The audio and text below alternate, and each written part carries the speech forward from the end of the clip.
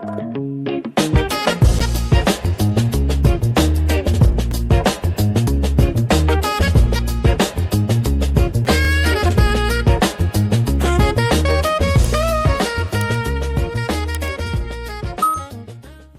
ለማ ሚዲያ በመጀመሪያው የፖድካስት ምዕራፍ ቆይታው የዛሬ እንግዳው ሄቨሪና ጌታቸው በተለያዩ ርዕሰ ጉዳዮች ላይ የሚያነሳውን ጥያቄ እንደቀጠለ ነው የሚገኘው። ለነዚህ ጥያቄዎች አሁንም ምላሽ እናገኛለን፣ ቆንጆ ምላሾችን። ከጥያቄም ባሻገር እግረ መንገድ የሚነሱ ጠቃሚ ነጥቦች ይኖራሉና እንድትከታተሉን እንጋብዛለን። ቆይታችን ይቀጥላል። ላይክ፣ ሰብስክራይብ፣ ሼር መደረጉ እንዳይረሳ። እንቀጥላለን። ሄቪ ሶሻል ፋውንዴሽን ላይ ምን መሰራት አለበት? ቀደም ወላጅ አንስተሻል፣ ትምህርት ቤት አንስተሻል። እንደዚህ አይነት ስኪሎችም ጋፕ ሊደፍኑ ይችላሉ። ግን አሁን የምናወራው ነገር ራሱ አንዳንዱ ለአየር ምቹ አይደለም ነው ለመናገር፣ እንኳንስ ለጆሮ ለአየር እንኳን ለመስማት ምቹ አይደለም። አሁን ኢትዮጵያውያን ይጠላለፋሉ የሚለውን ነገር በዘልማድ መንገድ ላይ ምናምን ቡና ቦታ ልንሰማው ወይ በራሳችን የሆነ ምሬት ሲደርስ ልናነሳው እንችላለን እንጂ ለሚዲያ ፍጆታ እንኳን እንዲውል አንፈልግም። አልፈለግንም ማለት ግን ከሰትም ወይም አይሆንም ማለት አይደለም። እንደዚህ አይነት ሶፍት ስኪሎች በብዛት ይሄንን ጋፕ እንዴት ነው መድፈን ያለባቸው ብለሽ ነው ሪኮመንድ የምታደርጊው? የራስሽን እየለፋሽ እየሞከርሽ እንደሆነ እናውቃለን። እንደኔ አይነት ብዙ ሰዎች ቢበዙ ማህበራዊ ነገር ላይ ድምጽ ያላቸው ሰዎች አሉ። ስቲል ነው አሰልጣኝ መሆን አይጠበቅባቸው። ማህበረሰብ ውስጥ ቁጭ ብለው ተሰሚነት ያላቸው አባቶች እናቶች አሉ። ኮሚኒቲ ውስጥ ፓወር ያላቸው ማለት ነው። እነዚህ ሰዎች እዚህ ቫልዩ ላይ ሁላችንን መመለስ አለባቸው። እያንዳንዳችን የእምነት ቤት አለ። የእምነት ቤቶች እዚህ ነገር ላይ መመለስ አለባቸው። ቅድም እንዳልኩ እዚህ ነገር ላይ ግን ሁላችንም ለመመለስ የእምነት ቤትም በለኝ ማህበራዊ አቅም ያላቸውም ሰዎች በለኝ እኔም ማንተም እንሆን መጀመሪያ እኛ ራሳችንን ማወቅ አለብን። እኛ ራሳችንን አውቀን በራሳችን ህልም ላይ ማጠብጠም አለብን። የራስን ህልም ላይ ፎከስ ስታደርግና ህልማችን እኮ ብዙዎቻችን እርግጠኛ ነኝ አገርን የሚጠቅም ህዝብን የሚጠቅም ነው። እኛ የምንጠቀምበት ብቻ አይደለም። በተለይ ባለ ራዕይ ህዝብ የሚጠቅም ራዕይ ነው እንጂ ያለው ራሱን ብቻ የሚጠቅም አይደለም። ስለዚህ እነዛ ነገሮች ላይ ለመጠመድ ራሳችንን ማወቅ ይፈልጋል። አይተ ከሆነ በማንጠብቃቸው የእምነት ስፍራዎች ሁሉ ላይ እንደዚህ አይነት ከባድ ነገሮችን እንሰማለን። እንደውም በስቶ ሰፍቶ መልኩን ቀይሮ ሁሉ እናየዋለን። ለምን ሲባል እዛ ጋም ራሳቸውን ከማወቅ ይልቅ ሁሌም የሰው ነገር ላይ ፎከስ የሚያደርጉ ሰዎች አሉ። ምናልባት ይህንን ሾው መንፈስ ያደርግሽው አትበለኝና የጓደኛህን ጉድፍ ከማየት በፊት የራስ አይን ውስጥ ያለው ምሰሶ ይላል መጽሐፍ ቅዱስ። አንተ አይን ውስጥ ምሰሶ አለ። አንተ ጉድፍ ነው ጓደኛ ላይ ያያለው። አንተ ጋር ግን ትልቅ ምሰሶ። እንደውም ሰሞኑን ሶሻል ሚዲያ ላይ ሲመላለስ እሱን በፒክቸር አይቸው ገርሞኝ ነበር። አገላለጻቸው በጣም ገርሞኝ ማለት ነው። ስለዚህ ሁሉም ሰው ራሱ ነገር ላይ ፎከስ አላደረገም። መጀመሪያ እኔ ማን ነኝ፣ ምንድነው፣ ምን ላስተካክል፣ ምን ስሆን ነው እንንተናን መጠቅመው፣ ምን ባረግ ነው ማስተካከል ያለብኝ የሚለው ነገር ላይ ፎከስ ማድረግ አለብን። እስከመቼ ስለ ሰዎች ተጠምደን ያንተን ነገር ብቻ እያጋለጥ ያንተን ነገር ላይ አንዳንድ ሰው እኮ የራሱን ኃጢአት በአንተ ኃጢአት ይሸፍናል። ይሄን ታውቃለህ አይደል? የራሱን ጥፋት በአንተ ጥፋት ይሸፍናል። አንተን ሌባ ያስብልና እሱ ያመልጣል። እኔ ብዙ እንደዚህ አይነት ሰዎች ገጥሞኛል በህይወቴ ማለት ነው። በቤታቸው ያለውን ከባድ ሚስጥር በእኔ ቤት ሚስጥር ሰዎችን አዘናግተው አንዳንዴ እንደውም የሚገርም የስለላ እንትን የተማሩሉ ይመስለኛል። የሰው ደረጃ በዚህ ደረጃ ነው። የራሱን ጥፋት በሆነ ጥፋት እንዲታለፍ ያደርጋል። ስለዚህ ብዙ ያለን ይሄ ሶሻል ላይ ያለን ነገር ራሱ መስተካከል የሚችለው እያንዳንዱ ሰው መጀመሪያ ራሱ ላይ ፎከስ ማድረግ አለበት። ከዛ በኋላ ነው አቅሙ ካለ እኔ አሁን አንቺ ራሱ ወደ ሰው አይደል እንደ ፎከስ ያደርግሽ ያለሽው ብትለኝ እኔ የሆንኩትን ነው ቅድም ብያለሁ። ሳልሆን አይደለም እየመከርኩ ያለው ኤክስፒሪየንስ አለሽ። እኔ ከሶዶ ጋር በፍጹም የምጣላ ሰው አይደለም። በነገራችን ላይ የዛሬ 10 ዓመትን ብንገናኝ እኔና አንተ መካከል ምንም ብታደርገኝ ጥላት ታገኝ።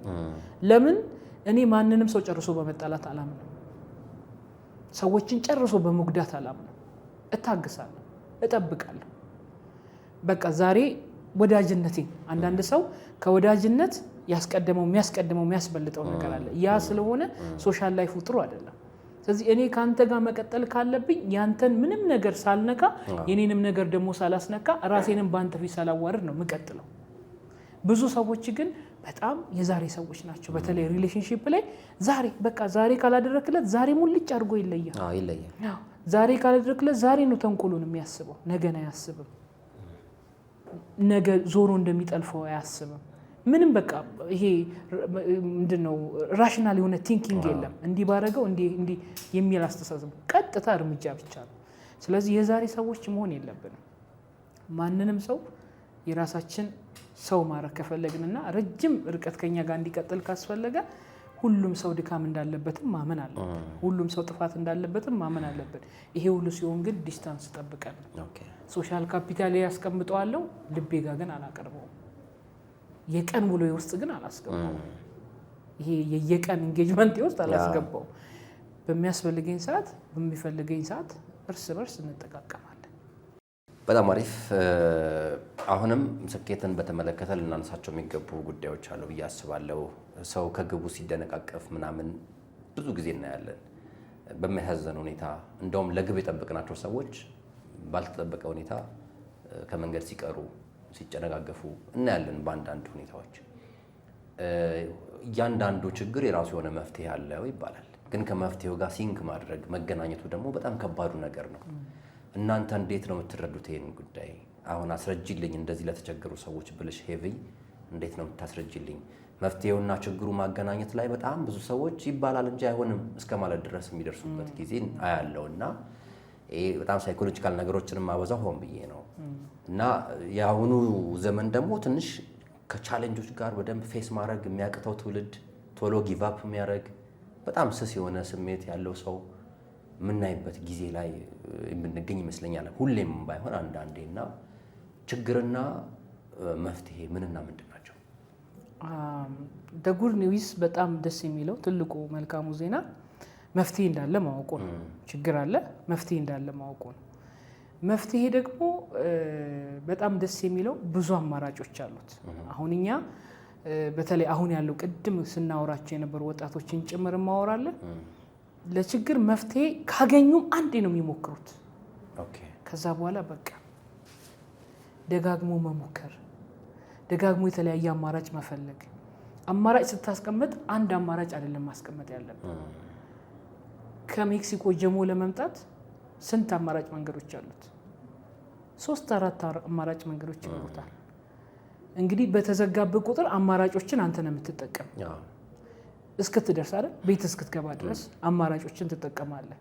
አንድ ነገርም መፍትሄ እስኪያገኝ ድረስ አማራጮችን ሁሉ መተግበር አለበት ብዙ ሰው ግን ምንድነው ችግሩን አንደኛ የመጀመሪያው ነገር ምን እንደሆነ ችግሩን ለይቶ የሚያቅሰው የለም ችግሩን ሳታቅ ለመፍትሄ መሄድ በራሱ ስህተት ነው አንደኛ ችግሩን ማወቅ አለበት ምንድነው ችግሩ ሀፕን ያደረገው ነገር ምንድነው ከዛ በኋላ ለዚህ ችግር ደግሞ መንስኤው የሆነው ምንድነው አንዳንዴ መንስኤዎቹ ራሳችንም ልንሆን ይችላል ወይም ቅድም እንዳልነው የከፈትናቸው ቀዳዳዎች ሪሌሽንሺፖችን ሊሆን ይችላል ብዙ ነገሮች ሊሆን ይችላል ኦኬ በምን አይነት መፍትሄዎች ልፍታው አማራጭ መንገዶችን ተዘረዝራለህ ከነሱ ውስጥ እንግዲህ እስኪፈታ ተተገብራለህ ሲፈታለ አለቀ ከተፈታ በኋላ አትመለስበትም ሌሰን ይሰጣል ግን በጣም ብዙ ወጣቶች ገጥሞኛል እውነቱን ስነግርህ ብዙ ወጣቶች ብዙ ባለትዳሮች ብዙ ስራ ላይ ያሉ ሰዎች ሁሌም የሚሉኝና የሚጨንቀኝ ነገር ምንድነው ወይኔ ሄቨሪን አሰለችው ነኝ ለምሳሌ አሁን በቅርቡ አንድ የለቀኳት ቪዲዮ ላይ መጀመሪያ አካባቢ ሲጀምር እስቲ ስንት አመት ነው ከተመረቃችሁ የሚል ጥያቄ አስቀምጫለሁ ከዛ ስንት ጊዜ የሥራ እድል ሞከራችሁ እሷን የሚመልስ የለም የተመረቀበትን ብቻ ነው የሚያስቀምጠው እኔ ሳሰለጥን ግን ስጠይቃቸው 4ም 5ም 6ም ዓመትም ያሉኝ ሰዎች ስንት የሞከራችሁ ስላቸው በህይወታቸው ወይ አንዴ ነው ወይ ጭራሽ አልሞከሩም እሱም የሞከሩት አንድ አማራጭ መንገድ አንድ ምን ሄዶ እንትን አይቶ አፕላይ ማድረግ ከዛ አልተጠራሁም ልምድ ስለሌለኝ ያልጠሩ ደግሞ ቢሞቱ አይሞክሯት ስራ የሚፈልገው እስክታገኝ ነው አይደለ የትኛውንም ነገር መፈታት ያለበት ወይም ደግሞ መታገል ያለበት ችግር ያጋጠመን ነገር እስክትፈታው ነው አለበዚያ ተሸናፊ ሰው ነን ሰዎች ሲሉን አንወደውም እንጂ ቃሉን እኛም ችግራችንን እስካልፈታነው ድረስ እዛ ጋር ፌል የምናደርግ ከሆነ ተሸናፊ ማንንም ባይነግረን ለራሳችን መንገድ አለበት ተሸንፈሻል ሊቨሪና ማለት ይቻላል ስለዚህ እስክናሳካው መጋፈጥን እና የተለያዩ አማራጮችን መሞከር የተሻለ የስኬት መንገዳችን ላይ ያስገባናል። መለወጥን ሲያስብ አንድ ሰው ቀነ ቀጠሮ ማብዛቱ ዛሬ ያለው ቀንም ደርሶም ለለውጥ አለመዘጋጀቱ ላይ ያየሻቸው ችግሮች ምን ይመስላሉ? ችግሮቹ ብቻ አይደለም ወደ መፍትሄው ስንመጣስ ምንድነው ቲፕ የምታረጊን ሄቪ? እንግዲህ የመጀመሪያውን ጥያቄ ለመመለስ ራስ ላይ የሚደረግ ለውጦች ላይ ብዙ ቪዲዮዎች ላይ እንደተናገርኩት ሁላችንም ያሁን ሰዎች መሆን አለብን። በህይወት ወደ ኋላ የሚያስቀሩ ነገሮች በሙሉ ለነገ ይቀጠርናቸው ነገ አድርገዋለሁ ወይም በኋላ አድርገዋለሁ። አይተ ከሆነ እንደ ሀገርም የመጨረሻ 2 ወራት ሩጫ ነው አይደል? ሪፖርት ሲደርስ እንደ ሀገርም ብትመጣ እንደ ግልህም ብትመጣ አርብ ኮን የመጨረሻው ቀን አርብ ላይ ሩጫ። ይሄን ሳናቀው ትሬንድ አድርገናል። ላይፍ በነገራችን ላይ እንዳስለመድከው ነው። ሰውነት እንዳስለመድከው ነው። ሙያም እንዳስለመድከው ነው። እያንዳንዱ የምታረገውን ነገር ዛሬ ነው ማድረግ ያለብኝ፣ አሁን ነው ማድረግ ያለብኝ፣ ታይሙ አሁን ነው ካልክ እና ካደረከው እንዳንተ ስኬታማ ሰው አይኖርም። ግን የብዙዎቻችን ትሬንድ ግን እንደሱ አይደለም። በተለይ ጊዜ እንዳለን ካሰብን ሁላችንን የሚጎዳን እሱ ነው። እኔ ለዚህ ትልቅ ቲፕ ልስጣችሁ። እውነቱን ለመናገር ነገን ያዘውን እግዚአብሔርን እናውቀዋለን እንጂ ነገ የኛ አይደለም። ነገ አደርገዋለሁ፣ ነገ እንደዚህ አደርጋለሁ። አንድ ልጅ ምን አለኝ ስለ ይቅርታ የለቀኩት ቪዲዮ ላይ በጣም የበደለኝ ሰው አለ፣ ይቅርታ መጠየቅ ፈልገዋለሁ ግን አሁን አይደለም አለኝ። እና አንድ ነገር አልኩት፣ ቢሞትስ አልኩት። እና ደነገጠ፣ አለቀሰ። ከዛ በኋላ ቴክስት አደረገልኝ፣ በጣም አመሰግናለሁ፣ ይቅርታ ጠይቄዋለሁ አለ። ኦኬ ነገ የኔም አይደለም ያንተም አይደለም የማናችንም አይደለም። ነገ አደርገዋለሁ ተብሎ የሚደረግ ማንኛውም ነገር እንደማናደርገው ገና ስንቀጥረው ግልጽ ነው።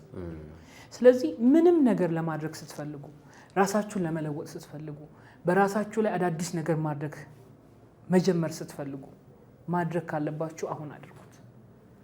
ማድረግ ያለባችሁም እናንተ ናችሁ። እኔ ነኝ።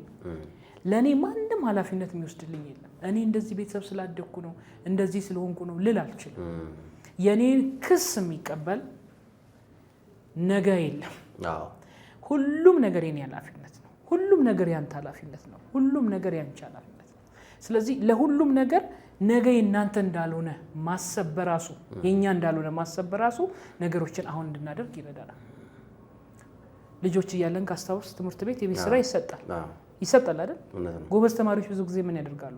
እዛው ይሰራሉ። እኔ ክላስ ውስጥ ነው የምሰራው። በሚቀጥለው ቀን የቤት ስራ ያልሰራችሁ ሲባል ህዝብ ነው የሚወጣው። ብዙ ልጅ ነው ወጥቶ የሚገረፈው ወይም ደግሞ ከክላስ እንዲወጣ የሚደረገው። ለምን? የቤት ስራ ስለሆነ ነገ ሰራዋለሁ ብለው ስለሄዱ። ግን አይሰሩትም። በቃ ግን አይሰሩትም። መወሰን ያለብህ አሁን እያደረግከው ያለው ነገር ለአንተ በጣም አሁን አስፈላጊ ከሆነ ወስነ ማድረግ መቻል አለ። ባህሪን በተለይ ካወቅ ማታ ስትሄድ የእንቅልፍ ሰው ከሆንክ ቶሎ የሚተኛ ሰው ኦር ጨዋታ የሚያበዛ ሰው ኦር ቤት ውስጥ የሆነ ነገር ለማድረግ አፒታይት የሌለ ሰው እንደሆነ ካወቅ ማድረግ ያለብን እዛው ያሁን የዛሬ ሰው መሆን በቃ ሁሉም ነገር ደግሞ ነገሮችም አሁን ሲደረጉ ነው ብረት እንደጋል አይደለም የሚባለው። ነገሮችም አሁን ሲደረጉ ነው ውጤት ያላቸው። ከዚህ ጋር ያይዤ የምነግር ነገር ምንድነው ይሄ የሶፍት ስኪል ትሬኒንግ ብዙ ጊዜ ትልቅ ውጤት ያላመጣበት ትልቁ ምክንያት ብዬ የማስበው ቅድምም ጠቅሼ ያለፈዋለሁ። አሰልጣኞች አሁን ላይ እግዚአብሔር ይመስገን በጣም ፓሽኔትድ የሆኑ የተሰጡ አሰልጣኞች አሉ።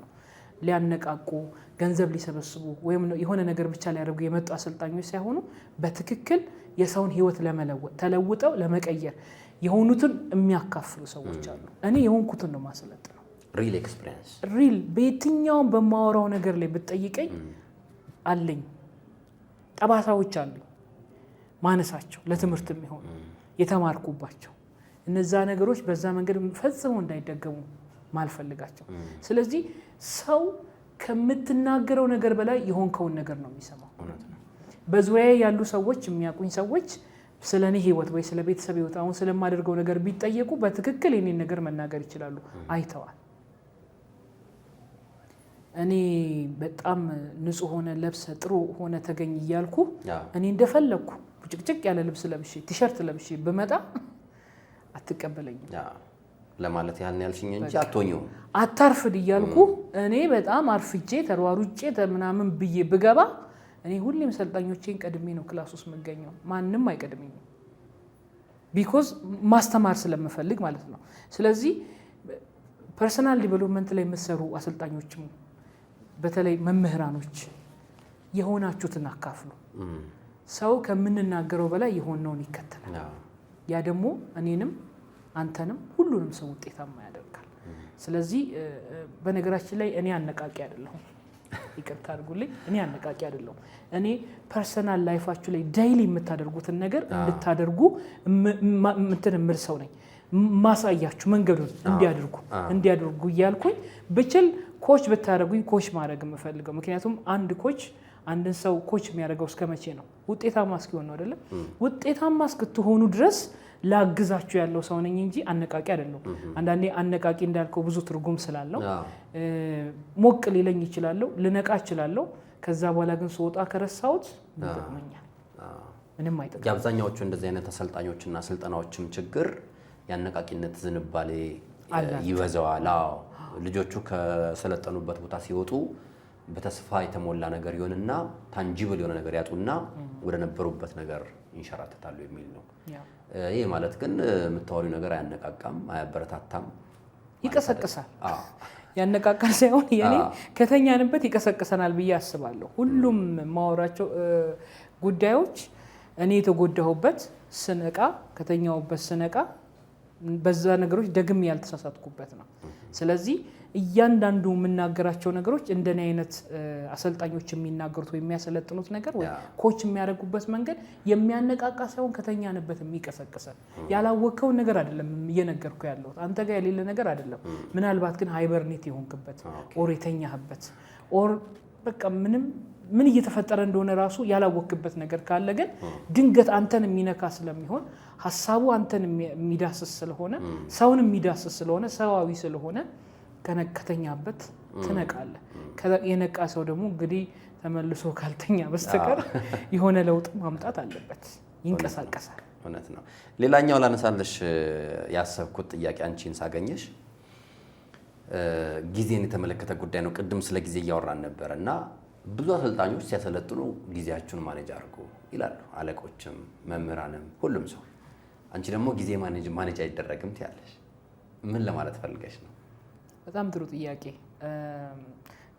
ይሄ ፋሚሊያር የሆኑ የሚባሉ ቃላቶች አሉ አይደል ለምደን እንላቸዋለን እንጂ ማኔጅ ከማናረጋቸው ትልቁ ነገር ጊዜ ነው ጊዜ በራሱ ነው የሚሄደው ባንተ ስኬጁል አይደለም ኦኬ ጊዜን ማኔጅ አናደርግም እኛ ግን ስራችንን ምናደርጋቸውን ነገሮች እያንዳንዱ ነገር በጊዜው ማኔጅ እናደርጋቸው ይሄን ከዚህ ሰዓት እስከ ሰዓት ይሄንን ከዚህ ቀን እስከዚህ ቀን አደርጋለሁ ያልክ ፕላን ስታደርግ በጊዜ ውስጥ ያንተን ስራ ነው እንጂ ፕላን ያደረከው ጊዜን አይደለም ማኔጅ ያደረከው በጊዜ ውስጥ ለማለፍ እየሞከርኩ ነው እንጂ በቃ ትላንት አሁን ማድረግ ነበረብኝ ብለ ያሰብከው ነገር ካላደረከው ኦሬዲ ትላንት አልፏል ስለዚህ እንደገና ለዛሬ ሪስኬጁል ነው የምታደርገው እንደገና ያንተን ፕሮግራም ነው ማኔጅ የምታደርገው እንጂ ሰዓቱን አይደለም ሰዓቱ ኦሬዲ አልፏል ስለዚህ ጊዜ ማኔጅ በተለምዶ እንደውም ርዕሱ ራሱ አልወደውም እኔ ራሱን በነገራችን ታይም ማኔጅመንት ትሬኒንግ ነው የምንለው ግን ሪሊ ታይም ማኔጅ ይደረጋል ሰው ነው ራሱ ማኔጅ ታስቆመዋለህ ትቆጥበዋለህ ትይዘዋለህ ላንች ብሎ አይቆምም ሂድ ብለህ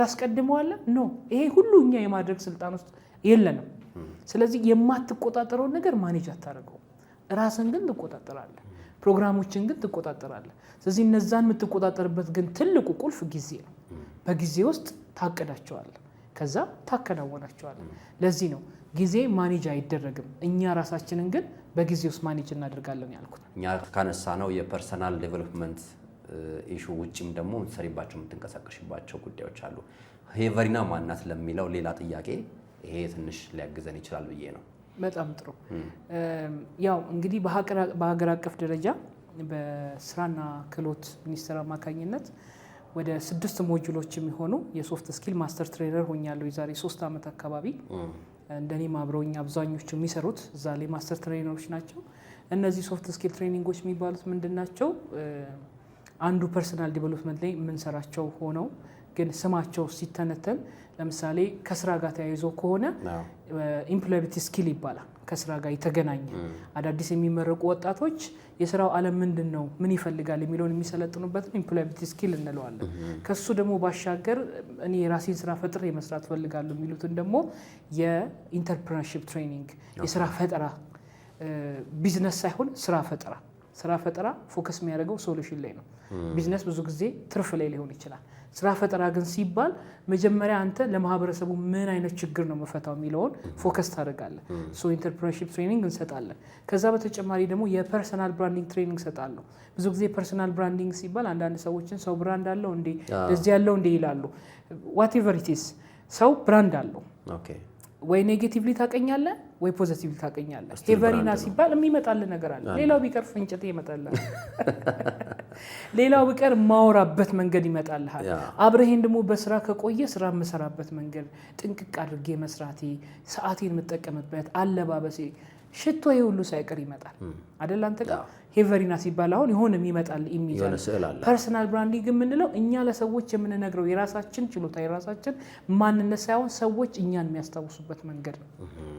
ያ ግን ኔጌቲቭሊም ሰዎች ሊያስታውሱ ይችላሉ። አሉ ብዙ አይደለም እና አጠገባችን እንዲቀርቡ ማንፈልጋቸው ሰዎች እኛ እንድንጠራ ከምንፈልግበት በተቃራኒ የሚጠሩ ነው። ስናያቸው ሁሉ መንገድ የምንቀይርባቸው ወይ መጣች ደግሞ የምንላቸው ሰዎች አሉ። ኔጌቲቭሊ ደግሞ ራሳቸውን የገነቡ። ስለዚህ ፐርሰናል ብራንዲንግ በጣም ትልቅ ስኪል ነው። ራሳችንን የምንሸጥበት መንገድ ነው። እየተናገርን ሳይሆን ሆነን የምናሳየው ማለት ነው። ለቀጣሪዎቻችን ሊሆን ይችላል፣ አብረውን ለሚኖሩ ሰዎች ሊሆን ይችላል። በአካባቢ ተፈሩ ተከበሩ የምንላቸው ሰዎች ያንን ብራንድ የገነቡበት የራሳቸው መንገድ አላቸው። እሱ ሌላ ነው። ከዛ በተጨማሪ ደግሞ አሁን ከዚህ ዘመን ጋር ተያይዞ የዲጂታል ሊትሬሲ፣ ምክንያቱም ወጣቱ ኮምፒውተር መነካካት ካልቻለ ከዘመኑ ጋር እኩል መሮጥ አይችልም። ኮምፒውተር ላይ ደግሞ አንዳንድ በጣም ፈጣን የሆኑ ኖሌጆች አሉ። እነሱንም የማሰልጠን ስራዎችን እንሰራለን። እንዲሁም ሌሎች አሉ። ስራ የመፈለግ ስኪል፣ እንዴት ነው ስራ መፈለግ ያለብን፣ ከፈለግንስ በኋላ እንዴት ነው ሲቪ የምናዘጋጀው፣ ከዛ በኋላ ደግሞ እንዴት ነው ኢንተርቪው መደረግ የምንችለው፣ ራሱ ስኪል አለው። እንደዚህ ቁጭ ብሎ በድፍረት ለማውራት በኮንፊደንስ ለማውራት ብዙዎቹ ልጆች አይችሉም። ስታሰለጥናቸው ግን ሁሉም ባይችሉልም የሆኑ ሰዎች ግን ቢያንስ በራሳቸው ኮንፊደንስ ኢንተርቪው አድርገው ማለፍ የሚችሉ ልጆችን ማብቃት ትችላለህ። እነዚህ ነገሮችን እናሰለጥናለን። እንደ ድርጅት ደግሞ አሁን በስፋት እየሰራን ያለነው ፐርሰናል ኮቺንግ እንጀምራለን እንዳልኩ ሁሉ ቢዝነስ ኮቺንግ አለን።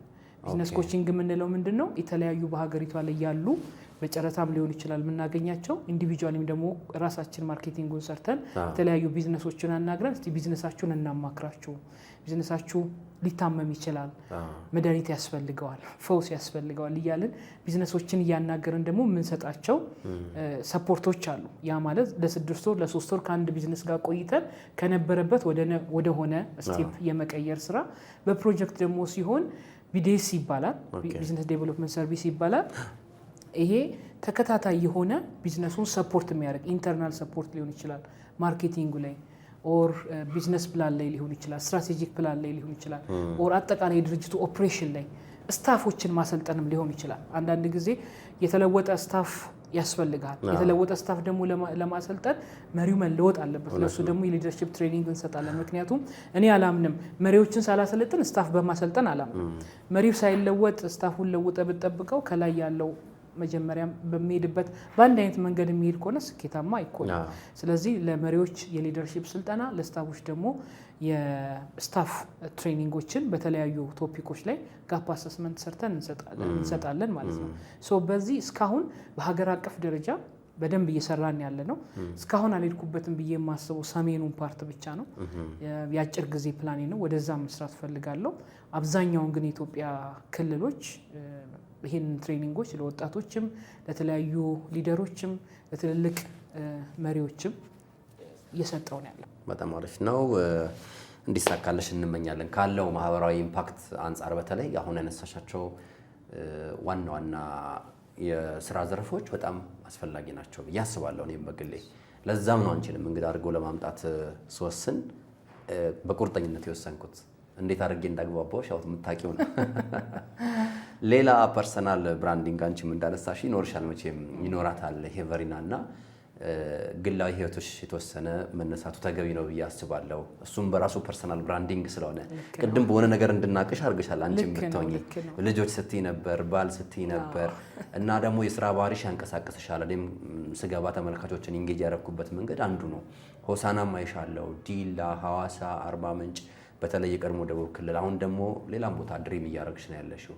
ከቤት ህይወት ጋር እንዴት ነው የምታስታርቂው? ሚስትነት አለ፣ እናትነት አለ፣ ሴትነት አለ። እነዚህ ነገሮች እንዴት ነው ኮምፕሮማይዝ የምታደርጋቸው ከያዝሻቸው ነገሮች አንጻር?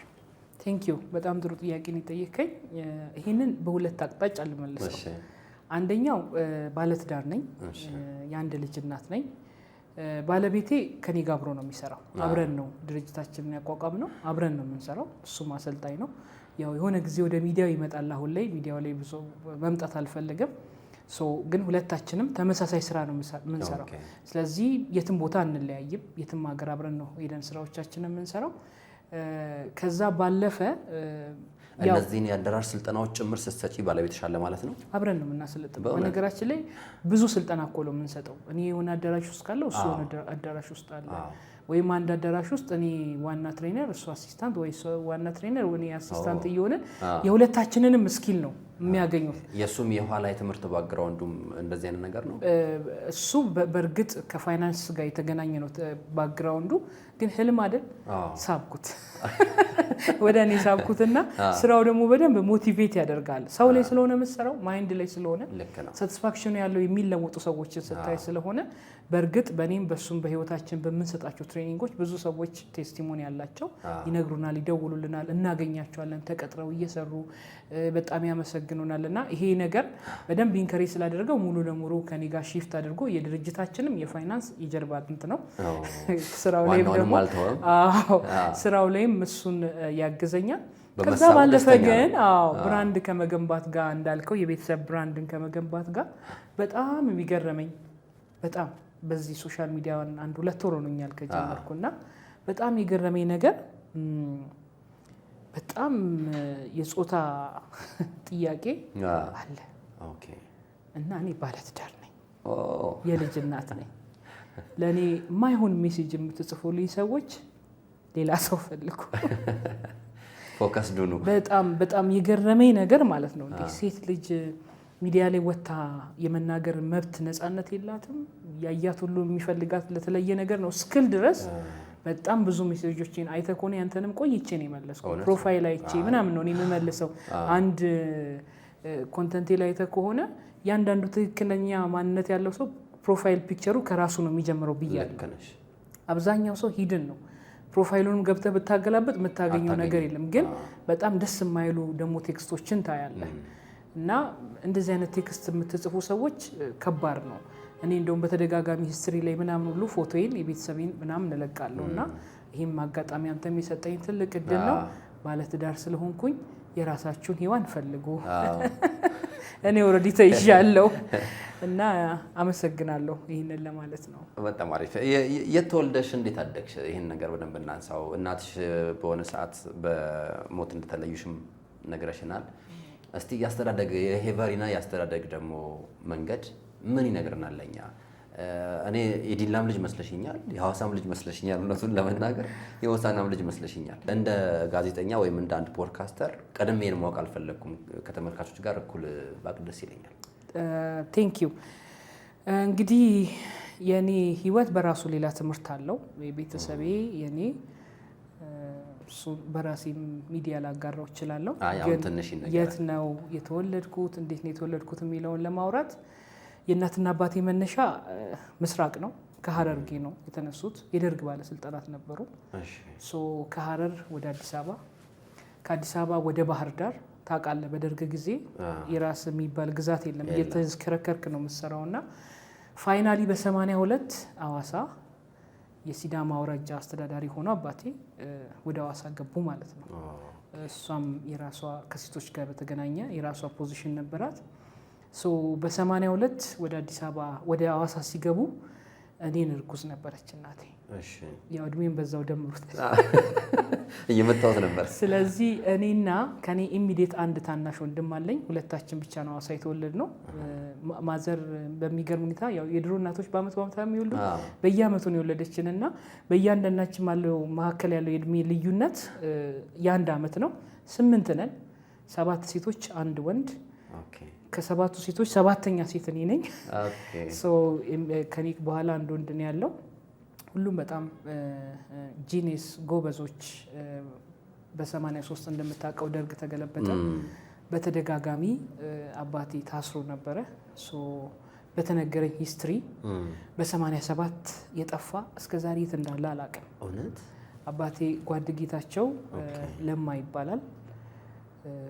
ይህንን ሚዲያ ካየህ ናፍቀንሃል፣ ብዙ ጊዜ ጠብቀንሃል፣ እኛም አድገናል። ካለህ አቤት በለን። እናታችን በ98 ነው ያረፈችው። ከዛ በኋላ እንግዲህ እህትና ወንድም ብቻ የተደጋገፈን ያደግ ነው። ደጋፊም አልነበረንም።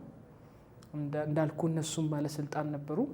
የሀብትን ጥግ ያዩ የድህነትንም ጥግ ያየን ሰዎች ነን። ከትልልቅ ቪላዎች በወታደሮች ከሚጠበቁ ትልልቅ ቤቶች እስከ አንድ ክፍል የጭቃ ቤት ድረስ ኖረናል።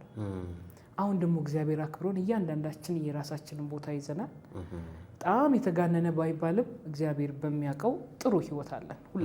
ሁላችንም ለቁም ነገር በቅተናል። ያለፍንበት ሳይወራ ያለፍንበት ብዙ ነገር አለ። ያው የሚያውቁን ሰዎች ያውቃሉ። አሁን ጥሩ ነገር ላይ ያለ ነው። እኔ እንግዲህ ውልደቴም እንደዚህ ነው ማለት ነው። የሚገርም ነው። ስለዚህ ሐዋሳ ተወለድኩ፣ በቃ እዛው ቀረሽ። እኔ አሁን ሀገር የለኝም፣ የማውቀው ሐዋሳ ነው። የት ነው ሀገርሽ ብትለኝ ማለት የተወለድሽበት ያደግሽበት የምታውቂው ህዝብ ብትለኝ የሐዋሳን ህዝብ ነው፣ ሐዋሳን ነው ልጠራል የምችለው። ከሐዋሳ ውጪ አለኝ ብዬ የምጠራው ኢትዮጵያን ነው እንጂ ሌላ የለመድኩት አዲስ አበባ ገብቼ ነበር። በነገራችን ከብዶኝ ነው የተመለስኩት። ምኑ ከበደሽ? እዚህ ያለው ሶሻል ላይፍ ትንሽ ከሰው ጋር አትገናኝም ኢኔሴንስ ቶታሊ። እኔ ኑሮ መስራት ብቻ ሲሆን አልወድም። መስራት ብቻ ነው እዚህ ሀገር። አንዱ እንደውም ጊዜን እንዴት ነው የምታባክኑት ስል ታክሲ ላይ ብሎ ጽፎልኛልና በ24 ሰዓት ውስጥ 3 ሰዓቶች አሉ። 8 ብንከፋፍላቸው 8ቱ የስራ 8ቱ የእረፍት 8ቱ የት ነው የሚል ነበር ጥያቄና አንዱ ምን ብሎ መለሰልኝ ኮሜንት ላይ ታክሲ ግፊያ ላይ ብሎ መለሰልኝ። ሪሊ ለአዲስ አበባ ያስኬዳል። ለዛ ነው ከአዲስ አበባም ተመልሼ ወደ ሐዋሳ ሄድኩት። እዚህ ስመጣ እዚህ አካባቢ ነው እህቴ ያለችው ጀሞ። እኔ ደግሞ ስራ ያገኘሁት 22 ነበር። በቃ ኑሮዬ ሁሉ ጉዞ ሆነ። ለሊት ወጣለሁ። በጣም እዚህ በጣም ሰው ሁሉ ሲሪየስ ነው። አይተው ከሆነ የስራን ጀትነት የምታየው አዲስ አበባ ነው። እውነቱን ለመናገር የሰዎችንም ሩጫ በትክክል የምታየው እዚህ ነው። ለሊት ትነሳለህ፣ ለሊት ወጥተህ ታክሲ ትይዛለህ። እንደገና ደግሞ ማታ ለመመለስም ደግሞ 10 ሰዓትም ወጥተህ ማታ ነው ቤት የምትገባውና ያንን ሪፒቲሽን አልቻለም። መሄድ መምጣት የተሞላው ነው ህይወቱ። አንድ 6 ወር ቆየሁና በቃ ጠቅልዬ እንደገና ወደ ሐዋሳ የተመለስኩኝ። አሁን ግን እግዚአብሔር ይመስገን በስራዬ ኔቸር አንድ ቦታ ስቴይ አላደርግም። እዚህ መጥቼ አሰልጥኜ እወጣለሁ። ሆሳና ሄዳለሁ፣ ወልቂጤ ሄዳለሁ፣ ቡታጅራ፣ አርባ ምንጭ፣ የተለያዩ ከተማዎች ዲላ፣ ሐዋሳ፣ ወደ ድሬ ብዙ ቦታዎች ላይ ነው እየተዘዋወርን የምናሰለጥነው። አዳማ፣ ደብረ ዘይት ሁሉም ጋር እንሄዳለንና አሁን የሁሉም ሀገር እንትን እየሆንኩ ነው። ቤተሰብ እየሆንኩ ነው። ጥሩ ሚክስ ነው። አዲስ አበባዎች እንፈልጋለን፣ አዲስ አበባዎች ይፈልጋሉ። አዲስ አበባ በዚህ ሁኔታ አሰልችታሽ ያባረረችሽ ቢሆንም አሁን በደንብ ትከሳለች። አሁን ለውጥ አለ፣ መንገዶቹ ለውጥም አለ። አንቺም የምትቋቋሚው ይመስለኛል አሁን ላይ። አንዳንዴ ኑሮንም መቋቋም ለኑሮ መልስ መስጠት አለመቻላችንም እኮ ከአንድ ቦታ ወደ ሌላ ቦታ ያንቀሳቅሰናል። ልክ ነው። ከአንቺ ጀርባም ከኔም ጀርባ በሶዶ ለማ ሚዲያ አንዲት ሞቶ ወይም መሪ ጥቅስ ቃል አለች። ሁላችንም የሚነገር ታሪክ አለን ትላለች። እኔ እንደገባን ባልጠይቅሽም መጨረሻ ላይ ስለጠየቅኩሽ ደስ ብሎኛልና በተለይ የአባትሽ እጦት አሁን ስትነግሪኝ ነበረ። እኛም አለው እንዲሉሽ እንመኛለን፣ ተመልካቾችም ጭምር።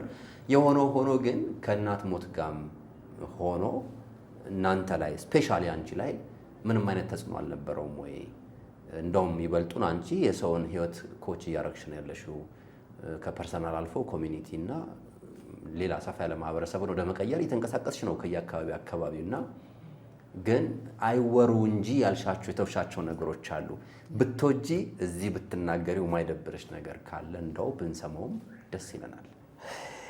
አይ ቲንክ አሁን የሆንኩት እና ቤተሰቦች አሁንም ያሉበትን ደረጃ የደረሱት ኑሮ ያስተማረችን ነገር ነው። አባቴን ሳጣው እኔ ልጅ ነበርኩ 5 ዓመቴ ምናምን ቢሆን ነው እና አስታውሳለሁ በረንዳ ላይ የሆነ ጉርድ ሸሚዝ አድርጎ ምናምን የአባቴ ማስታወሻ ያለኝ እሱ ነው። በዛ አላቅም በ5 ዓመቴ እንዴት ላስታውሰው ይችላል። ከዛ ውጪ ግን አሁን እኔ አንተ ስለ አባት ብትጠይቀኝ የአባትነትን ጣም አላቅም፣ ከእግዚአብሔር ውጪ አላቅም። አንዳንድ ሰዎች አባት ኖሯቸው ትርጉሙ ምን እንደሆነ ባቁሉ ደስ ይለኛል፣ ግን አይገባኝም። ለኔ እናቴ ናት የነበረችው በኔ እድሜ እስካቃት 15 ዓመት አካባቢ ነው ያረፈችው። በጣም ጂኒየስ የሆነች ሴት የብዙ ሰው ግምት ናት የኔ እናት። በነገራችን ላይ ሐዋሳ ላይም በጣም ትታወቃለች፣ በጣም ነው የምትታወቀው። እሷ ማህበራዊ ነገር ላይ ነበረ በኋላ ላይ ስትሰራ የነበረው። የቀይ መስቀል እርዳታ ነበር ለኮሚኒቲ ስታከፋፍል የነበረውና መሰለች ሲባል ስሟን ማያውቅ የለም እና ማዘንም በጣም ትታወቃለች። በዛ ላይ ኮሽ ያላለባት የሴት ልጆች ሳይባሉ ያሳደገች ሴት ናት። ሶ በሷ ብዙ ነገር ይሞልቷል። የአባት ናፍቆት ግን አለ። በተለይ ልጅ ሆነ ትናፍቃለህ። አድጌ ልክ ዩኒቨርሲቲ ስገባ ምናምን እንትኑ እየተወኝ ለምን አይመጣም አይነት ብቻ ስሜት ውስጥ ገባው እንጂ ልጅ ሆኜ በጣም ጉጉት ነበረኝ። በየጊዜው የሆነ ዜና ላይ ወይ የሆነ ቲቪ ላይ የሆነ ነገር ላይ ማየው ይመስለኝ ነበር። መጠበቅ ደግሞ ከባድ ነው። በጣም መጠበቅ አለ፣ እሱ ቻሌንጅ አለው። ከዛ ውጪ ግን ከእናቴ ጋር በማደጋችን እና እናታችን በማሳደጋችን በጣም ጀግና ቆፍጣና ምርጥ ልጆች እንድንሆን አድርጋን ያሳደገች። ምክንያቱም የኔ እናት ለሰፈሩ ሁሉ የምትፈራ ሴት ነበረች፣ የምትከበር ሴት ነበረች። ሌባ በፍጹም ነው ሰፈር ማይደፍሩ አይደለም ግቢያችንን ሰፈር። በጣም ኃይለኛ ሴትም ስለነበረች እና ደግሞ መካሪ ናት። እንዳልኩ ሶሻል ላይፏ ጓደኞቿ እኛ ነን። ከዛ ውጪ በጣም ደግሞ ሶሻል ካፒታልም አላት። ማህበረሰቡ ያከብራታል፣ ይወዳታል፣ ብዙ ነገር ታደርጋለች እና ብዙ ነገር እሷ ላይ ያየው ስላደኩ እሷን ካጣው በኋላ እሷን ያጣውባት ጊዜ ብቻ ነው የተጎዳሁት። ከዛ ከተጽናናው በኋላ ግን ሁላችንም ራእያችን ላይ ነው ፎከስ ያደረግነው። ምክንያቱም እሷ ቃል በቃል ነግራናለች። ቤት ነበረን፣ ቤታችን በባንክ ተሸጠ። ከሱ በኋላ ያለው ላይፋችን በሙሉ ምስቅልቅል ያለ ነበረ። በክራይ ነው ስንንከራተት የነበረው። ከተከራየንበት በብዙ አይነት መንገድ ወተን እናውቃለን። እቃችንን አስወጥተውን ያውቃሉ። በሽጉጥ አባራው አስወጥተውን ያውቃሉ። ሙሉ እቃችንን በሌለንበት ባይሱዙ ጭነው ያለንበት አምተው ያስቀመጡልን፣ ሜዳ ላይ በተኑልን ጊዜ አለ። ብዙ ተጽዕኖ አይተናል። በጣም የተንጣለለ ቤት ነው የነበራቸው።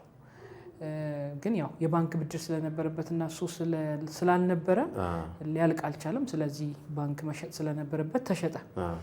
ይሄ ድሎት የሚባለው ነገር በሙሉ ለቀን ቶታሊ እጦት ወደሚባል ነገር ውስጥ በተለይ በእኛ እድሜ ኖረዋል። ትልልቆቹ እንደውም ብዙ የእጦቱን እድሜ አያውቁትም። በኋላ ላይ ነው ያዩት። እንደውም የኔ እህት በጣም የሆነ ሰዓት ላይ ከእንጀራ ውጭ መብላት ሁሉ ትቸገር ነበር የነበረው ቻሌንጅ ማለት ነው። በኋላ ላይ ግን ቻሌንጅ ደግሞ ምርጥ ሰዎች አደረገን። እያንዳንዳችንን እርስ በርስን የተደጋገፍ ነው፣ እርስ በርስን የተያያዝ ነው። ዛሬም እርስ በርስ ተያይዘን ያለ ነው። እንዳልኩ 8 ነን። አንዳችን ለአንዳችን እየሆንን ትልልቆቹ ትንሾቹን እያስተማሩ እኛም ስንደርስ ከነሱ ጋር የተጋገዘን አሁን ላይ ያለንበት ቦታ ላይ አለን። አጣሁት ብዬ የማስበው የአባትን ፍቅርና እንደው አሁን ሚስት ሆንኩ አይደል አገባሁ እና እናቴን ሳስባት ሁሌ የሚያስደነግጠኝና ማሰብ መቋቋም ማልፈልገው ስሜት ምንድነው? ባልን አጥቶ መኖር የሚለው ስሜት። ሳታገኘው መሞታ ብዙ ጊዜ ይከብደኛል እውነቱን ለመናገር። አንድ ቀን ተገናኝተው ቢሆን የሆነው ደስ ይለኝ ነበር እና እሱስ ቢሆን አሁን ሲያገኘን የሷን አለመኖር ይቋቋመዋል ሲሰማ። ባል ነው አይደል? ለኛ አባት ነው፣ ለሷ ባል ነው። እሱን ስሜት ማሰብ አልፈልግም። ይከብደኝ እሱ ነው። ከመኖር ብዙ ማትረፍ የሚባለው አንዱ ጥቅሙ ይሄ ነው። ያለ ሰው የሆነ ነገር ያገኛል። ካለው ሰው ጋር ነው ደግሞ የሚቀጠለው። አሁን እናንተ አላችሁ። እኔ ሄቨሪና ጭንቅላት ውስጥ አባቴ ይመጣል ብለሽ ትጠብቂያለሽ? በአሁን ሰዓት ተስፋሽ ምን ይመስላል? አገኘዋለሁ ብለሽ ታስቢያለሽ? ስቲል የሆነ ቀን አለ ብለሽ ትጠብቂያለሽ? የምትጠብቂው ነገር አለ? ምን ይመስላል እሱ?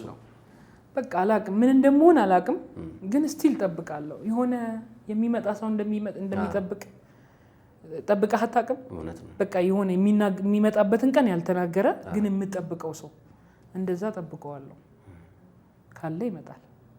እውነት ነው። አምናለሁ። በጣም የሆነ ነገሩ ሆድ የሚረብሽ ነው። የሆነ ነገሩ ደግሞ ተስፋው ምናምኑ ደስ ይላል። አሁን ይሄን ቀን እኔ ልክ ነው እኮ እናቱ ገበያ ሄደች ልጅ መምጣቷን የሚጠብቅበት መንገድ እናውቀዋለን። እንኳን ይሄን ያህል ዓመት ከባድ ሆኖ እያለ ይቀርና ስለ አባታችሁ ምን ትሰሙ ነበር? እንዳው ሰው ማስታወቂያም ሊያስነግር ይችላል። የሆነ የሚመስልም ሰው አይቻለሁ፣ እስቲ በርቱ፣ ፈልጉ፣ አፋልጉ የሚል ሰው ሊኖር ይችላል። ከዘመድ አዝማድ ከመንገደኛም ከምንም። አሁን ይሄን ካወራሽኝ በኋላ እንኳን እኔ የማፋለግ አይነት ስሜት እየተሰማኝ ያለውትና ምን ገጥሟቸው ያውቃል? እውነቱን ለመናገር ማዘር እንግዲህ ብዙ ላይፏን ያጣቸው እሱን በመፈለግ ውስጥ ነው። ኦልሞስት ስራዋን ሁሉ አታ ነበረ። በኋላ ላይ ነው በብዙ እንትን የመለሷት። ብዙ ስቴፕ ሄዳለች እሷ ግን ካረፈች በኋላ አንድ ቸርች ላይ ከታንዛኒያ የመጣ ፓስተር ነበርና ስለኛ ታሪክ ሰምቷል። ያሁን የነገርኩን ታሪክ ሰምቷልና እስቲ ስለ አባታችሁ ንገሩኝ ምናምን ከታንዛኒያ የመጣሁት አለ። የኔ ታላቅ እህት ደግሞ የኔን አባት የሆነ ሰው ታንዛኒያ ውስጥ እንዳየ ነገራት። በተቻለሽ መጠን አስፈልጊው ያየሁት ይመስለኛል። አንድ ትልቅ ስብሰባ ላይ ጌታቸው እያልኩ ስከተለው ጠፋብኝ ብሎ አላትና ግን ያ ሰው በህይወት የለም። ያንን መረጃ ከሰጣት በኋላ ኦልሞስት ለኛ እዚህ አዲስ አበባ የነበረ ሰው ነው። ትልቅ ጠበቃ የነበረ ሰው ነው እዚህ አዲስ አበባ ከተማ ላይ። ፈልጊው ካላት በኋላ እንዴት እንደሆነም ሳናቅ መሞቱን ሰማን። እሷ በቃ ፕላን አድርጋ ረፍት ወስጄ ሄዳለሁ ታንዛኒያ ያስፈልገዋለሁ ብላ ባለች ሰዓት አልተቻለም። ይሄንን ሂስትሪ ስነግረው አንድ ኢትዮጵያ ውስጥ መጣ ፓስተር አለችና እስቲ እሷ እንድታስፈልገው ፎቶ ልላክላት፣ ፎቶ አምጫለኝ። አመጣን፣ ሰጠነው፣ ተላከላት እና የሱ ልጅ ደግሞ ወንድ ልጁ እሷ ጋር ነበረ ታንዛኒያ ውስጥ ፓስተሯ ጋር። እሱ ደግሞ እንደ ድንገት እኛ እሁድ ቀን ቸርች ስንሄድ የዛን ቀን መጥቶ ነበር ከታንዛኒያ። እስቲ እነዚህ ልጆች አባታቸውን እየፈለጉ ነው፣ አባታቸው ከጠፋ ይሄን ያህል ጊዜ ሆኗል ምናምን ብሎ ፎቶውን ሲያሳየው ጌታቸውን አውቀዋለሁ አለ እና በቃ በጣም ሾክ ያደረግ ነው። በጣም አምጥቶ የመስጠት ያህል ነው። በቃ በጣም ነው የደነገጥ ነው። በጣም እኔ እዛ ሰዓት 10ኛ ክፍል ማትሪክ ተፈትኛለሁ። የኔ ታናሽ ወንድም 9ኛ ክፍል ነው፣ ሌሎቹም እንደዛው እና ቆይ እነዚህ ልጆች እኮ አባታቸውን ካጡ ብዙ አመት ናቸዋል። በዚህ መንገድ አይደለም የምንነግራቸው፣ ቆይ ተረጋጋለውና እኛን አስወጥቶ ፎቶውን እስካን አድርገው ለፓስተሯ ላኩላት። ይሄን ሰው ታውቂዋለሽ ሲላት የመጀመሪያ መልሷ አዎ ነበረ። እሷም እነሱ ቸርች እንደሆነ እንዳለ ነግራቸው ነበር። በኋላ ብንጠብቅ መልስ የሚሰጠን አጣ። ከዛ ከሆነ አንድ ወር ምናምን ካለፈ በኋላ ራሱ ፓስተር ጠራኝና ፎቶዎቹን እየመለሰልኝ በጣም ይቅርታ በቃ አባታችሁ ሊያገኛቸው አልፈለገም እና አዝናለሁ ብሎ ያው ውጭ ሀገር ያለ ሰው እንዲያደርግ የሚሰጠው ቀጥታ ነው። አይ ሆፕ የራሱን ቤተሰብ መስርቷል መሰለኝ፣ አላወቅንም። ስለዚህ በቃ ፎቶዎቹን ሰጂ ብሎ መለሰልን። ከዛም ጊዜ በኋላ እንግዲህ ኢቢኤስ ላይ ተኮነ በተደጋጋሚ ወላጅ የሚያገናኙበት የጠፋ ሰው የሚያገናኙበት ግን ተጠነቀቅንለት። ታላላቅ እህቶቼም እንደዚህ ቤተሰብ መስርቶ ከሆነ አደጋ የሚፈጥርበት ከሆነ ይቅር ምናምን እያሉ ተጠነቀቅነት። ግን አሁን በቅርብ በጣም በቅርብ እህቴ ፌስቡክ ላይ ለቃው ነበርና ያው ብዙ ሰው ተቀባብሎት ነበረ። ግን ደግሞ ከቻላችሁም ኢቢኤስ ላይ አቅርቡና አስፈልጎ ሲሉ ነበር። አሁን የባሰ ጉጉቱ ጨመረ። አሁን ይሄን ከነገርኩ ኦልሞስት 98 ላይ የሆነ ነገር ነው የነገርኩ። ይሄ አሁን ሀፕን ያደረገው 99 ላይ ነው። ስለዚህ አሁን 10 ምናምን አመት አልፎታልና በዚህ ሂደት ውስጥ መቼም ላይፈልገን አይችልም የሚል ነገር መጥቶባት ለቃ ነበረ። ግን አንድ ቀን ማድረግ አይቀርም ወይ ምን አላቅ፣ አንተም በምትለቀው ነገር ልታገኘው የምትችልበት ነገር ሊኖር ይችላል። እግዚአብሔር ያለው ይሁን፣ ግን እኛ እንጠብቀዋለን። እውነት ነው። እግዚአብሔር ምክንያት ነው የሚፈልገው። ያለ ምክንያትም እንድንነጋገር አይፈቅድም።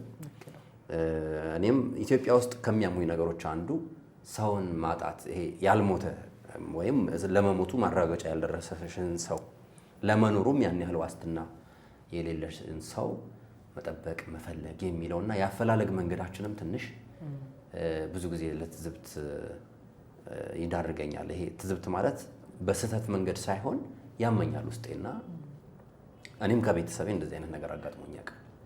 በቃ አላገኘሁትም ብሎ መኖር ማለት ጥጉ ምንድነው? ሞቷል ልበል ወይስ አለ ልበል የሚለው ነገር በተለይ ባባ ሲሆን ደግሞ በጣም ያማል። አሁን የነገርሽኝ ኦልሞስት የ20 ዓመት ታሪክ ነው። 98 አሁን ስናየው ከ20 ዓመትም ሻገር ያለ ጊዜ ነው እየጠበቃችሁ ያላችሁት እና አይ 30 ዓመት አይደለም ኦልሞስት 30 ዓመት ነው። በጣም ረጅም ጊዜ ነው እና ይሄ ነገር ሚራክል ሆኖ ቢፈጠር ብቅ ቢል ቢወለድ በጣም ደስ ይለኛል። ይሄን ቅጽበት በብዙ ወደዋለሁ እንዲሆን እመኛለሁ። እንዳው መልካም ከመመኘት ባሻገር ቆይታችንንም እየተቀለልን ነው። በጣም አጭር ጥያቄ ደግሞ ልጠይቅሽ ከዚህ ስሜት ትንሽ እንድንወጣ ኩዊክ ፋየር የሚባለው አይነት ጥያቄ ልጠይቅሽ። ከስራሽ የጠዋትና የማታ ስራ የትኛው ልምድሽ ነው ወይም ልማድ ነው ይባላል? ምንድን ነው ይባላል? ትሬንድ ነው። የጠዋቱ ነው በደንብ የሚያመዝነው ወይስ የማታ ነው? ሁለቱንም ብለህ አንዳንድ ሰው ይጣጣ ሁለቱንም። ምክንያቱም እኔም ባሌም ቀን ስልጠናችን ላይ እንሮጣለን፣ ማታ ደግሞ የፕሮፖዛል ሪፖርት ስራዎች አሉበት። እኛ ብዙ ጊዜ በነገራችን ላይ ሊነጋ ሲል ነው የምንተኛው። ኦልሞስት 11 ሰዓት ላይ ወር 9 ሰዓት ላይ ስራችን እንደጨረስን ነው የምንተኛው። ስራ ከሌለን ግን በደንብ ነው የምናርፈው እውነቱን ለመናገር። ከዛ ውጪ አሁን ኦልሞስት 2 ወር አልፎናል የለንም ቤት ጭራሽ። በሳምንት ልጃችንን ማግኘት ስላለብን እንሄዳለን፣ የሆነ ከተማ እንቆያለን፣ እንሄዳለን፣ እናገኘዋለን። ከተማው ላይም ሄደን ቀን ስልጠና ነው፣ ማታ ስራ ነው። ምክንያቱም እንደ ኮንሰልታንት ስንሰራ አንድ ስራ አይደለም የምትቀበለው፣ የብዙ ድርጅቶች ስራ እጅ ላይ ይኖራልና የሁሉም ድርጅት ደግሞ ሪፖርት ይፈልጋል፣ ፕሮፖዛል ይፈልጋል፣ ብዙ ነገር የምንጽፋቸው ነገሮች ስላሉ እያንዳንዱ ጊዜያችን ኦኮፓይድ ነው። ግን ደግሞ ማልዋሻው ነገር ፍሪ ታይም ስናገኝ እኔ ተኝቼ ልውል እችላለሁ። ምክንያቱም ራሴን ሸልመዋለሁ በመተኛት ማለት ነው። እዛን ያልተኛውባቸውን ጊዜያቶች ራሴን ሸልመዋለሁ። እሺ አንድ ሰው መተው ቢኖርበት ወዲያው ቶሎ መተው ያለበት ልማድ ምንድን ነው? በሄቨሪና እምነት ከባድ ነው ጥያቄው። ይሄ ፈጣን መልስ የሚያስፈልገው ነገር ነው ጠይቅሽ። መተው አለበት ብዬ የማስበው በህይወቱ ማስመሰል መተው አለበት። ማስመሰል ከባድ ነው። እኔም የተጎዳውበት ነገር ስላለኝ ማለት ነው። እሱን ነው እሷን የፈለኩት። ለምን ስል መቋሚያ አይደለም። ማስመሰል ራስን ሆነ መኖር አይደለም። ማስመሰል ሌላውን ሰው ሆኖ መኖር ነው። የፈለከውን ሰው ተበልጭበታለሁ ያልከውን ሰው ያ ደግሞ አይበቃም። ለምሳሌ እኔ አሁን የኔን ሸሚዝ ብሰጥ ይሰፋሃል። ስለዚህ ብዙዎቻችን የብዙ ሰው ልብስ እንደመልበስ በለው የማይበቃንን ልብስ ለብሰን ለአንዳንዶቻችን ይጠበናል፣ ለአንዳንዶቻችን ደግሞ ይሰፋናል። እኔ አንተ ልብስ ብወስድ ይጠበኛል፣ አንተ እኔን ብትወስድ ይሰፋሃል። ለምን አንድ አይደለም ሳይዛችን። ማስመሰል ለኔ እንደዛ ነው። የሆነን ሰው ካባ መልበስ ነው። የማይበቃንን ልብስ ወይ የሚሰፋንን ወይ የጠበበንን ማያምርብንን ማለት ነው። ያ ማስመሰል አያምርብንም፣ እውነት አያምርብንም። ማንም ሰው አያስመስል፣ ራሱን ሆኖ ይኖር። አንቺ ደግሞ በደንብ ይሄን ጉዳይ ታውቂዋለሽ። ከሰልጣኞችሽም ፐርሰናል ነገርሽንም ብታጋሪኝ ደስ ይለኛል።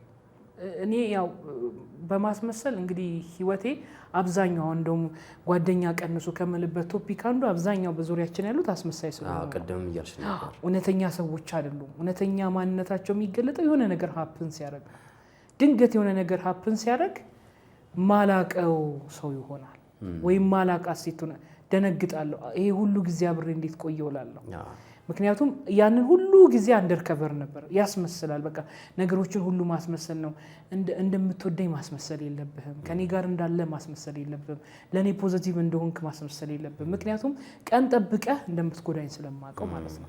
እዚህ ማስመሰል ማናችንንም አይጠቅመንም፣ ለማንምም አይጠቅምም። እኛ መሆን ያለብን ራሳችንን ነው። የሰው ልጅ ራሱን ሲሆን ውጤታማ ይሆናል። ሰውን በትክክል ያውቃል። የሚያስመስልን ሰው በምን ትለየዋለህ? የሚያስመስልን ሰው እከሌ እንደዚህ ነው ብለህ ራስኮ ዲፋይን የሉም። በዙሪያ እንደዚህ አይነት ሰዎች የሉም። የሆነ ዲፋይን ማናረጋቸው ሰዎች የሉም። ስለዚህ ማቆም አለብን ብዬ የማስበው በተለይ ማስመሰል ላይ ያላችሁ ሰዎች እባካችሁ ራሳችሁ ሁኑ። ማስመሰል አቁሙ። ደስ የሚል ምክር ነው። አትከስሩበት። እናንተን ቶሎ አትሆኑም፣ ራሳችሁን ቶሎ አትሆኑም። በጣም ጥሩ። እኔ ከብዙ በጥቂቱ ይሄን አይነት ጥያቄ ስታይል ይዤ ነው የተገኘሁት። እናጠቃል። ይሄ ዘመን የእድል ዘመን ነው። ብዙ ኦፖርቹኒቲዎች አሉ። ብዙ እግዚአብሔርም የሰጠን ጊዜም ያመቻቸልን ከዲጂታልም አንፃር ከሰዎችም አንፃር አሁን ኢትዮጵያ እየሆነችበት ካለው ነገር አንፃር ከብዙ ችግር መካከል እድሎችን የምናይ ሰዎች እንድንሆን እመክራለሁ። ምክንያቱም ብዙዎቻችን አጠገባችንን ያለውን ሶሉሽን ሳናይ ብዙ ርቀት ሄደን ደክመናል። በደከማ አይደለም ትክክለኛውን ነገር ባገኘ ነው። ህይወት ትክክለኛ ነገር ትክክለኛ እርምጃ ለሚራመዱ ነው ሽልማት ያላት። ስለዚህ ሮንግ የሆነውን መንገድ መደጋገም ወይም ደግሞ ውጤት ማናመጣበትን ደጋግመን በማድረግ ለውጥ ስለማናመጣ በተቻለ መጠን ሁላችንም የራሳችንን መንገድ እንፈልግ። መንገዳችንን ካገኘን በኋላ ደግሞ በህይወት ማቆም መተው አለብኝ የምንለውን ነገር የመጀመሪያው ነገር ለማቆም እንወስን። ካቆምን ደግሞ ምንድነው መቀጠል ያለብን? መቀጠል ያለብን ደግሞ ማድረግ እንቀጥል። ከዛ ውጪ ስራ የለም ቢዝነስ የለም እንዴ የለም ለምትሉኝ እኔ ደግሞ ብዙ እድል አለ ነው ማለት መፈልገው። ምክንያቱም ከብዙ ችግሮች መካከል ብዙ ሶሉሽን እየሰጡ ህይወታቸውንም ማህበረሰቡንም የለወጡ ሰዎች ስለማቅ እነሱ ችለው ካየሽ አንቺም ትችያለሽ። ሌሎች አድርገውት ካየን እኛም ማድረግ እንችላለን። ስለዚህ እድሎቻችሁን ተጠቀሙ። አመሰግናለሁ። እኛም በጣም እናመሰግናለን።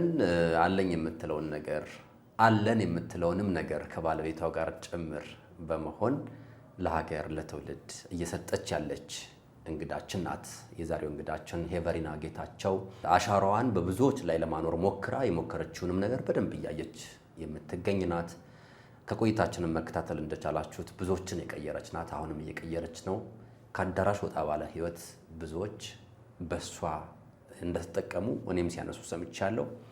እንግዳ ለማድረግ ስወስንም ይሄን ነገር እያዛመድኩ እያየው ነበርና አሁንም የበለጠ ያቀደቻቸው ነገሮች ይሄን ይበልጥ ለመፈጸም እንደሚያበቃት ተስፋ እናደርጋለን። እግረ መንገድ ደግሞ በህይወት ይኑሩ አይኑሩ ያላወቀቻቸው አባታቸውን በህይወት አለው እንዲሏት እንመኛለን። ሄቨሪና ጌታቸው በብዙ የሚጠቅሙ ነገሮች እንደሰጠሽን ተስፋ እናደርጋለን። እኛ ሶዶ ለማ ሚዲያ አንቺን እንግዳ አድርጎ እዚህ ጋብዞ በዚህ መልኩ እንድንጫወት በማስቻሉ በጣም ደስታ ይሰማዋል። እንደ አንድ አዘጋጅ እኔ በግሌ በጣም ክብር ተሰምቶኛል። በጣም ነው ማመሰግንሽ። እንድትበረቺ እንድትቀጥይ እንፈልጋለን። አንቺ ጨልፈሽ ለኦዲየንስሽ ወይም ደግሞ ታርጌት ግሩፕ ለምትያቸው ሰዎች እየሰጠሽው ካለው ነገር ላይ ነው እኛም የተወሰነውን እናምጣና ለእኛ ደግሞ ኦዲየንሶች እናድርስ ብለን እንግዲህ ያደረግንሽ። ስላንቺ ብዙ ማለት ይቻላል፣ ግን በሌላ የእንግዳ ክፍል መልሼ እንደማገኝሽ እርግጠኛ ነኝ። ምክንያቱም በሚቀጥለው ህይወት ውስጥ የሚቀጥል ሌሰን ነው ለሰው በብዛት የምትሰጪው ማህበራዊና ግላዊ ለውጥ ላይ ያተኮረ ነገር ነውና ይሄን የምትፈልጉ እናንተም ሄቨሪናን አግኟት። ታማክራችኋለች፣ ታሰለጥናችኋለች። ከግል እስከ ተቋም ድረስ ነው ይሄን ነገር ያደረገች የምትገኘውና ለሷ ክብር እየሰጠን ቻናላችንን ሰብስክራይብ፣ ላይክ፣ ሼር ማድረጉን እንዳትዘነጉ። የዛሬው ቆይታችን ይሄንን ይመስል ነበረ። ሳምንት በሌላ እንግዳ በሌላ ርዕሰ ጉዳይ ጠብቃችኋለሁ። ሶዶ ለማ ሚዲያ ነው። አብራችሁን ስለነበራችሁ በድጋሚ ከልብ እናመሰግናለን። መልካም ጊዜ። ሄቪን በጣም አመሰግናለሁ። እኔም በጣም አመሰግናለሁ።